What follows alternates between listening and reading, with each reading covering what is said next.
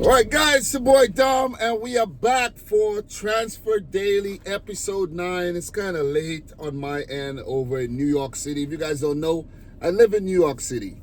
It's currently 9:43 p.m. I had a busy day, and while driving and, doing my, my little business, I wrote down the transfers that I want to talk about today and the rumors and, all the good stuff I've been talking about in the previous 8 episodes.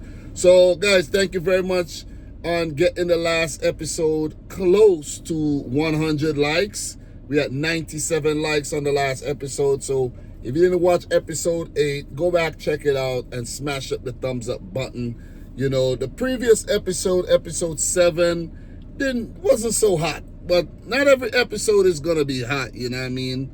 But go back, check out each and every episode. You're going to see a progression. You're going to see development. You're going to, learn about new potential transfers and rumors that's, happening in the Premier League. Because that's what I've been covering, Premier League. And I said that I was going to do a package.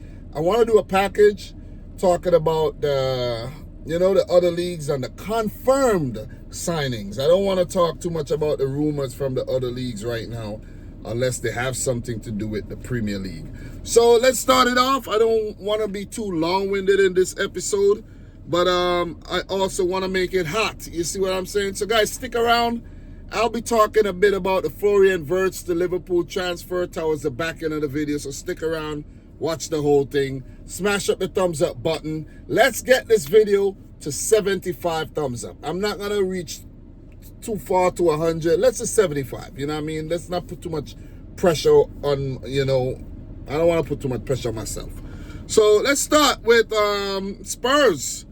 As we know, Spurs have parted ways with their manager, Ange Postecoglou, even after him winning the Europa League and helping Spurs to qualify for next season's Champions League.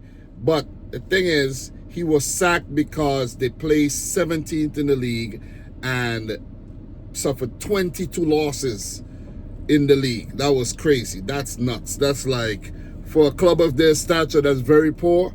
And if the teams that got relegated weren't so bad, Spurs could have been in the relegation battle and could have probably been one of the first teams to play in the Champions League from the second division. That probably happened before, but, not that I know of. So Thomas Frank, the Brentford manager, is the front runner for the position as Spurs head coach after Roberto De Zerbi actually declined the offer to manage Spurs.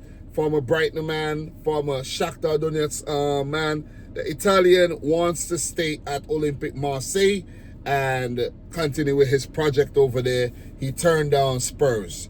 And personally, I don't think that's the reason he turned down Spurs. He probably don't want to have nothing to do with Spurs. You see what I'm saying? Because he's going to be like, yo, man, that job is way too vulnerable. That seat is way too hot. Mourinho, Conte, all of these guys couldn't stay in that seat. And Postecoglou, he was the first to break the trophy jinx. He still got fired. But the thing is, Thomas Frank, he's earned his stripes in the Premier League from the championship with Brentford up to the Premier League. He's a Danish manager. And he did help to bring a lot of the Danish players over to Brentford. And he had a core and they had a special, kind of sign, a special rule where they only sign certain type of players. Certain characteristics. The player must possess certain characteristics for them to join Brentford. They're not going to just sign any scumbag, basically. And I think the mantra has definitely helped them survive the Premier League for all these seasons that they've been in the league. This is what I think. I think this could potentially cause Brentford to get relegated. Just think about it. If they don't hire a quality manager who knows the Premier League, who knows, who could actually take those bunch of guys and just hit the ground running and have that continuity from the Thomas Frank era to the new era, Brentford could be in trouble. Because they already losing players. They're going to lose Mbuemo. Maybe Yohan Wissa might be out the door. They've done good business in terms of transfers, but still, you know what I'm saying? Like, they've lost Flecken. Now, Privin Kelleher is coming to, so who knows, man? Who knows? They're ushering in a new era at Brentford, and they could potentially be in trouble because Thomas Frank held that team together for a long, long time. Let's see how this one plays out. Let me know your thoughts down below. Thomas Frank should be announced sometime maybe tomorrow or the day after. And, of course, I'm going to talk about it in the next episode if it does happen. So, Man United has said to be linked with a double move for Emi Martinez, Aston Villa, and an Argentinian goalkeeper who is going to get sold by Aston Villa because, financial issues. And Victor Gyökeres for a combined total of 100 million euros, according to Fichayes. I don't know the outlet, but that's what they said. I personally don't believe this. I think it would cost Man United way more than that because Emi Martinez alone is going to cost about 75 million. You see what I mean? Whether it's pounds or euros, but it's going to cost about 75 million. Let's say 75 million euros, and Victor Gyökeres is going to cost similar. You see what I mean? So maybe we could add a 50 to the 100 and say about 150. Man United, they're going to spend money. They're going to have to spend some money. I'm not going to get into all the financial fair play rules and where they're going to get the money from and all of that. I'm not getting into any of that. But I don't think it's going to be that cheap for those two players. Because Emi Martinez is touted as one of the best goalkeepers in the world. He could be a game changer if United gets his signature. And if Victor Gyökeres signs, that'll be a big, big, big, big signing. So if Man United manage to sign Gyökeres, Cunha, and Brentford's Mbuemo, that'll be a really good front three to go at with the players they have already. You talk about Ahmad, Xerxes, you have Bruno Fernandes, you have Mason Mount. If these guys hit form, Man United could definitely be a force to be reckoned with. You see what I mean? If Rashford stays and he plays well, maybe if Sancho stays, I don't know. I don't think Sancho will stay. But who knows? Who knows? Who knows? United could be a scary force next season. I'm just putting it out there. I don't want them to be, or they might just sign these players and flop. But on paper, they're looking good already.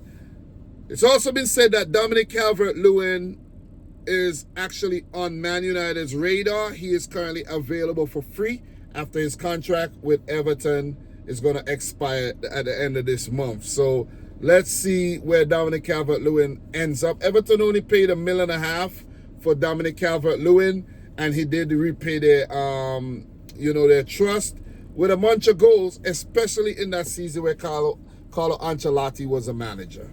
So let's see how that one develops. So United, I think, that one makes a lot of sense. That one makes a lot of sense. Even if they bring in Gyökeres and you have a player like Dominic Calvert-Lewin to come off the bench or to sometimes start, or you could switch it up and play Gyökeres behind Calvert-Lewin a lot. Listen, it could be scary. But not a bad player to go in for, to give him a bit part role to come off the bench because of his history with injuries. So, makes sense, right? So, guys, if you haven't realized it, I'm making sure I'm putting in the effort to get these videos out, whether it's late, whether I'm in my work van, whether I'm in the Acura. I'm making an effort to get this done. Smash up the thumbs up button. Why are you watching the video and you haven't yet liked the video? Come on, well, you have a problem with me or something? Smash up the thumbs up button, man. 75 thumbs up. Matter of fact, let's get it to 100 thumbs up. Come on, man. Smash up the thumbs up button. I'm giving you guys this good analysis, talking about transfers. Most guys, they say, hey, Dominic Calvert-Lewin is linked to the move to Manchester United, and they keep it moving. You see what I mean? They don't give you that insight. Smash up the like button, guys. Let's get it going. So, 17-year-old Konstantinos Karetsas has been linked with a move to Arsenal, and he's a central attacking midfielder, currently plays for Genk, and the deal is said to be worth 45 million euros. I don't believe this one is going to happen, because why would it does not make sense. It doesn't make sense for Arsenal to invest 45 million in this youngster, to send him back out on loan for him to develop for the future. Why not just leave him there, wait until he develops, and sign him? You see what I'm saying? He may or may not cost more. You see what I mean? So I don't think this one's going to happen, because Arsenal could use the 45 million to bring in a player that could actually help them next season and not 4 seasons from now. Why? You see what I mean? It doesn't make sense. If this deal happens, it won't make any sense. You know what I mean? It'll be a dumb move, if you ask me. Leave that up to, I don't know, like a City group to make a signing like that. Send him back out on loan. Not an Arsenal, in my opinion. And talking about Arsenal, Benjamin Šeško from RB Leipzig to Arsenal, the young Slovenian striker is said to be making significant progress on his way to Arsenal. They working on the details, the fine-tuning the details, and Arsenal are going to get their man. But is he going to be the solution? We don't know. We just have to wait and see. But I have to say it's the step in the right direction, because Arsenal needs a striker. You can't go back into a new season thinking you're going to use Trossard, or you're going to use Havertz, or you're going to use somebody up top like Mikel Merino. Like, come on. You go into the season using a makeshift striker in Merino, yeah, you might win some games, but it's not sustainable, in my opinion. So we keep it moving. Gianluigi Donnarumma, the Italian goalkeeper, has been linked with a move away from PSG because of, contract issues. They're trying to work out a new contract for Donnarumma, and they're stalling in terms of wages. So Donnarumma probably wants more money. PSG doesn't want to offer the money, and Donnarumma could actually explore his options in the Premier League. He's been linked with a move to the Premier League. And let me say this, man. If I'm Pep Guardiola right now, I'll get rid of Edison and bring in Donnarumma. I'll do that. Because Donnarumma, man, he's one of the reasons why PSG won the Champions League. You see what I mean? And he might be available for very cheap. So let's see how that one develops. Next up, we have another goalkeeper, Kepa Arrizabalaga, from Chelsea to Arsenal. 5 million euros. Oh no, 5 million pounds. It's been said that Arsenal have opened talks to sign Kepa, and he's going to be the backup goalkeeper for David Raya. So that means if Raya gets injured, it'll be Kepa in goal. You know, he has not done too bad since, his time at Chelsea. He had a horrible time at Chelsea. But since then, out on loan at Real Madrid, out on loan at Bournemouth, and he's done pretty good, if you ask me. So, not a bad backup goalkeeper, man. You see what this is actually a very, very, very good signing by Arsenal. Kudos to Arsenal for making that signing. Next up, we're talking about Arsenal some more. Rodrigo to Real Madrid, a winger, has been linked with a move to Arsenal, and it's been said that Arsenal are preparing an offer of 70 million euros for the Brazilian international. But it's also been said that the move depends on if Rodrigo wants to go or not. It's said that Rodrigo want to talk to Xabi Alonso about his playing position. He wants to play as a left winger, but Vinicius plays as a left winger, so there's a clash there, so his game time is limited. I don't think he want to play on the right, he want to play on the left. And look, if he goes to Arsenal, would he be guaranteed play time on the left? Saka, I think, plays on the right. You have Martinelli on the left. Listen. Is Martinelli going to get dropped? Relegated to the bench? It's left to be seen. Let's see if this move happens, but it'll be a great signing. it'll be a really, really good signing. If you have him and Martinelli over there fighting for that one position, that'll be good. That's healthy competition right there. You know, and Rodrigo is very versatile, so yeah. A change of scenery won't be too bad too. So let's keep an eye on that development there. Next up, guys, we have Jamie Bino Gittins, former Man City youth player from Borussia Dortmund to Chelsea. It's been said that Chelsea are working on a 35 million euro move for the young attacker. And if that deal happens, Man City would be getting 10% of sell-on clause for the player. To be honest, guys, I'm going to keep it 100. I didn't know he was a former Man City player. I really didn't know he came to the Man City Academy. A lot of players came to the City Academy, man. Wow. Anyways, talk about Manchester City. Valentino Livramento from Newcastle City is currently stalling. Fabrizio Romano said that the deal is not going to get done in time for the Club World Cup. So any deal that's going to be made for Valentino Livramento would be after the World Cup and probably be worked on in July and in August when the season has started already. So let's keep an eye on that. Newcastle going to want a lot of money for the player, maybe upwards of £70 million.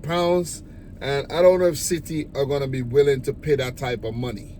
So let's keep an eye on that, man. But I think, as I was saying yesterday, I think a good player to throw in would be Jack Grealish. It's been said that Man City wants 40 million euros for Jack Grealish. Listen, throw in Jack Grealish, send him over to Newcastle, give him an extra 20 million, and bring in Livramento. Bring in the player that you want, get rid of the player that is currently surplus to requirement. You see what I mean? That's what I think should happen. Listen, I can see Jack Grealish playing for Newcastle. I can see it. Where would he end up? I don't know. Arsenal? I could see him playing for Arsenal too, because Arsenal like to pick up other people's garbage. You know what I'm saying? Sterling, Zinchenko, Gabriel Jesus. It's like everybody's trash is Arsenal's treasure, it seems like. You know what I mean? But anyways, let's keep it moving, man. Let's talk about a Liverpool signing here. But before we do, it's been said, well, we got quite a few to talk about in terms of Liverpool. So this is what I'm going to do. I'm going to end it off with Liverpool. And let me just put these two in before I talk about the rest, which are all pertaining to Liverpool. So João Pedro, the young Brazilian striker from Brighton and Hove Albion, is said to be leaving the club, and they want 75 million euros for the player. He's quite good, you know what I mean? But he's a bit inconsistent, if you ask me. That would not have been a bad player for Arsenal to go in for, but I don't think it's going to happen. He might just end up at West Ham United. Or maybe Newcastle. You know, you never know. So it's also been said that Alejandro Garnacho will leave Manchester United, and there's been a bunch of Premier League teams interested in his signature. And one that comes to mind is definitely Chelsea. And Bayern Leverkusen is also interested in the player. Well, seeing that Garnacho, Ten Hag is now the Bayer Leverkusen manager, and various Italian clubs are interested in the young Argentinian. So that's it. We've covered all the transfers, and now let's just finish off with the Liverpool players. I'm not going to be too long-winded because this video is already 20 minutes. Didn't even realize I was talking for 20 minutes already, but I have. And yeah, let's just land the plane right now. Liverpool have signed 20-year-old goalkeeper. I think he's Hungarian, Armin Pesky from Puskás Akadémia. And I did some research, and he is like that team plays in the Hungarian league, first division.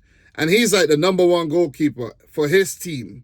He didn't do too bad, and Liverpool have signed him for an undisclosed fee. There wasn't anything on Transfermarkt, but if you know how much they signed him for, maybe about 10 million, I don't know. But Liverpool have brought him in, and is said to be one for the future. So maybe this is a Quivin Keller has replacement. So Kelleher out, Pesky in, they have Mamadashvili and Allison. So you usually keep 3 goalkeepers at the club.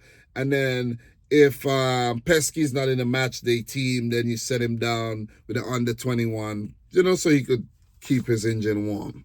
So not bad. Next up, guys, it's been said that Federico Chiesa, Liverpool player, would definitely be on his way out, and he would most likely end back up in Italy. It's been confirmed that he wants to leave because he wants constant game time.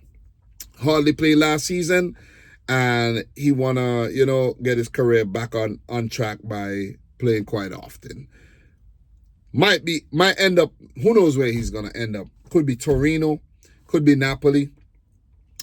I don't think he's going to be back at Juventus, but could be Inter, AC Milan, Atalanta. Who knows, man? Who knows where he's going to end up? Maybe Como. Who knows? We shall see. We shall definitely see, though.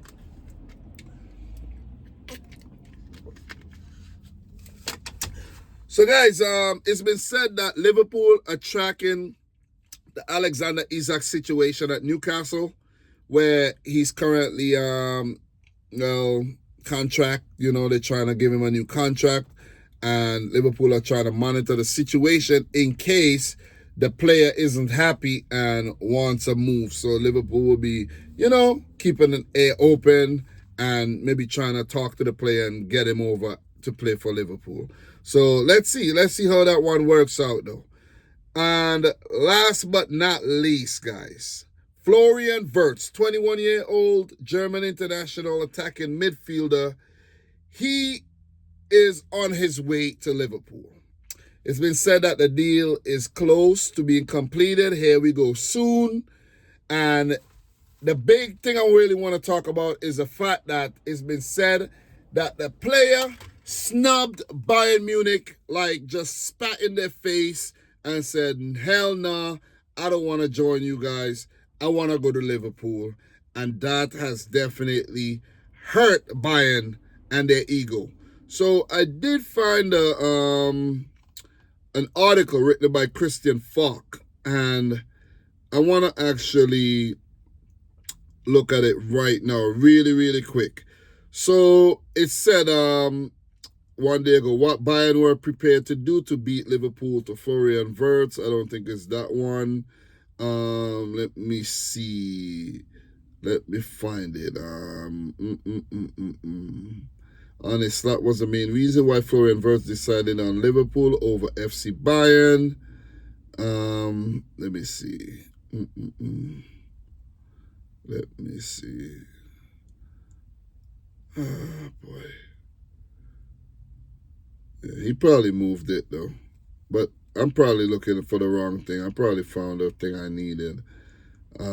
It's probably this. Yeah, it's probably this one. Let me see. All right, yeah. How Bayern board really feels about Liverpool winning Florian Wirtz's race, right? Bayern Munich have not taken Florian Wirtz's decision well. The German international, who had at one stage seemed destined to trade life in Leverkusen for Munich, has his eyes set on Liverpool. Bayer Leverkusen and the Reds have still yet to trash out the exact details of the move, but it's fair to say that this is a player Bayern are going to miss out on. That's an understandably bitter pill for the Bundesliga champions to swallow. Okay, Bayern don't tend to drop German talents. That's what it's about, right? It's in Bayern Munich's DNA to attract the best German players to the club. So you could forgive decision makers at the club for feeling a little sucker punch by Wirtz's decision to opt for a move to Merseyside. Whilst it will only offer a small amount of comfort, the Bavarian Giants have been prepared to outgun Liverpool on wages.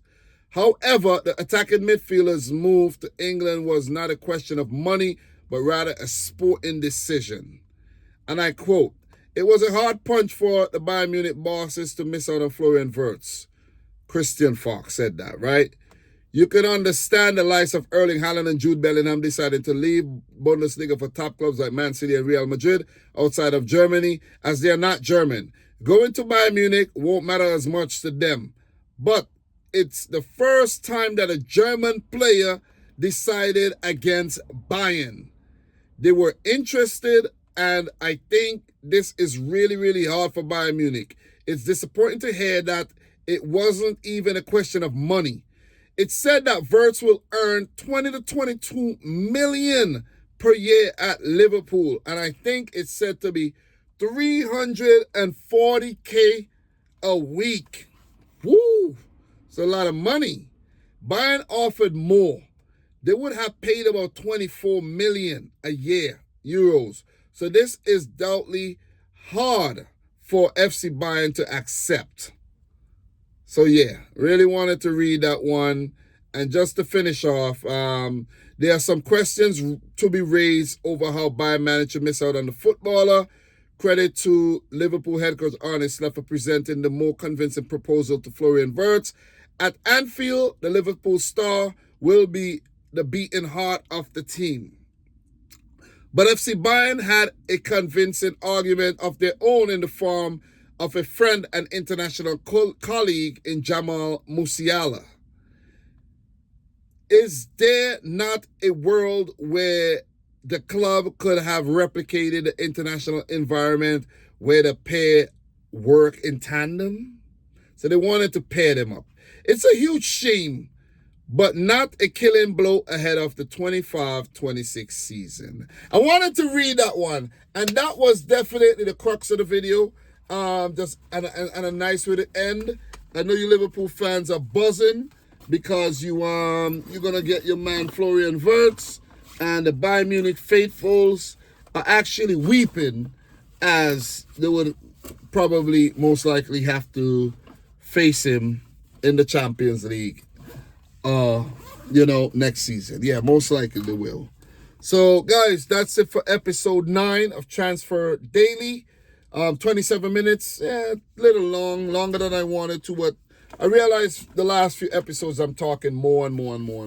I need to tone it down. But anyways, guys, thanks a lot for watching yet another video. Talk to me in the comment section down below. I'll be bringing you a fresh episode tomorrow as the news drop and the developments happen. I'll be bringing back old players into the new episodes as the developments happen. You get it, right? It's not all going to be fresh stuff. Going to be some of the players we've been talking about, they're going to come back. So, guys, thanks a lot for watching. Don't forget to like the video, subscribe if you're new. Let me know your thoughts down below. And until next time, peace out. Rich Squad. Guys, you know what they say? Done is better than perfect. Get it done. I got you a video. It's not perfect, but, I think it's perfect. As a matter of fact, I think it's perfect. Guys, see you tomorrow.